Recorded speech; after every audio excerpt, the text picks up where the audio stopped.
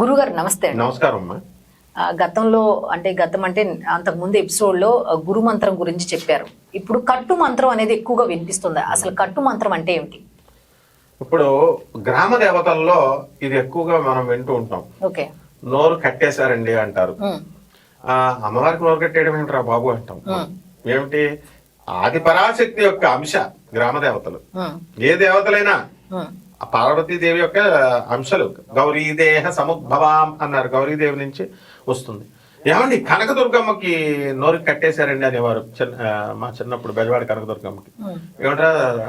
దుర్గమ్మ ఏంట్రా? ఆదిపరాశక్తిరా నాయన, గ్రామదేవత బెజవాడ వాళ్ళకి గ్రామదేవత, క్షేత్రపాలకుడు ఆంజనేయ స్వామి. అలాగే మైసమ్మ, పోలేరమ్మ, కోట సత్తమ్మ తల్లి, ఇలా గ్రామ దేవతలకి నోర్లు కట్టేస్తారు. అంటే అది నమ్మకం. అది ఒక మంత్రాలు ఉంటాయి. ఆ విధంగా ఎవరైతే మనల్ని రక్షిస్తున్నారో వాళ్ళని నోరు కట్టేస్తారనమాట. ఇప్పుడు మనం ఈ శత్రుపీడ, మనకి హాని చేయాలనుకుని కొంతమంది శత్రువులు ఉన్నారు. వాళ్ళకు మనకు సపోర్ట్ వస్తూ మనకు 4-5 ఉన్నారు అనుకోండి, ఫస్ట్ వాళ్ళని నిర్వీర్యం చేయాలి.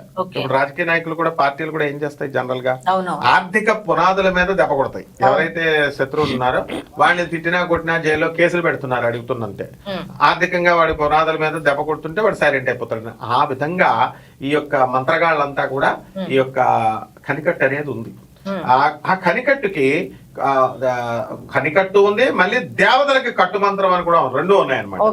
ఇప్పుడు నా చిన్నప్పుడు ఒక కోయవాడు కుంటిగా నడుస్తూ ముసలాయన వెళ్తూ వచ్చాడు, నవ్వితే వాళ్ళ కోయవాళ్ళు అలాగే చేస్తారనమాట. మనం నవ్వుతాం కదా.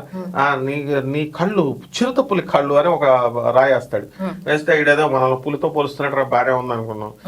రా అంటే లోపలికి వచ్చాడు. వచ్చి కూర్చొని ఏం చేశాడు? నీకు అమ్మవారు అంటే ఇష్టం కదా అని చిన్న విగ్రహం తీశాడు. అవును ఇష్టం అన్నాను. దాన్ని రమ్మను అన్నాడు. ఇంటి ఎలా అంటున్నాడు అని రా అన్నాను. అది నడిచి వచ్చేస్తుంది. అది కన్నుకట్టు అంటారు. కనికట్టు. తర్వాత అప్పుడు నూనె గుడ్డల వాడని వస్తాడు. నూనె పోసేసుకుంటాడు, మురుకు గుడ్డలు వేసుకుని, నువ్వుల నూనె. వాడి దగ్గర మెస్మరైజింగ్ పవర్ ఉంటుంది. వాడి కళ్ళలో కళ్ళు పెట్టి చూడకూడదు మనం. వాడు ఏం చేస్తున్నాడు? నీకు రేపు అమావాస్య లోపల యాక్సిడెంట్ అయిపోద్ది అన్నాడు నన్ను. వీడేంట్రా? వీళ్ళు చేసే చీప్ ట్రిక్స్ ఇవే అనమాట. మనకి గుడిదడ పట్టుకుంటది కదా, అమావాస్య వచ్చేస్తుంది, ఎల్లుండే ఎక్కువ టైం ఉండదు, మళ్ళీ 2 days టైం ఇస్తారు వాళ్ళు. ఆ 2 days లో నిజంగానే జరిగిపోద్దేమో అనుకో, నీకేం కావాలరా బాబు అని డబ్బులు మనం ఇచ్చేస్తాం. అయితే యా దేవి సర్వభూతేషు మాయా రూపేణ సంస్థ నమస్తస్యై నమో నమః. దేవి ఈ మాయను ఛేదించు అని మనం మా గురువుకి పరంపర ఉంది కాబట్టి, నాకు భారతీయ తీర్థ స్వామి వారు శృంగేరి పీఠాధిపతులు, ఆ పరంపరను అమ్మవారిని స్మరించుకోగానే వాడి నూనెగుడ్డలు, వాడు మోసం చేస్తున్న తీరు నాకు కనబడిపోయింది. తెలిసిపోద్ది అనమాట. వీడి చీటింగ్, మనకేమీ యాక్సిడెంట్ అవ్వదు అని. వీడు 11 రూపాయలు కదా అడుగుతున్నాడని ఇచ్చి పడేస్తాం. అందువలన ఇవన్నీ కట్లు అనమాట. దేవతలకు కట్లు వేస్తారు. ఆ మంత్రాలు శాబరి మంత్రాలు. అవి ఎలా ఉంటాయంటే, మామూలు మనకి ఓం నమః శివాయ, ఓం నమో భగవతే వాసుదేవాయ అలా స్వీట్ గా ఉండవు. ఎలా ఉంటాయి?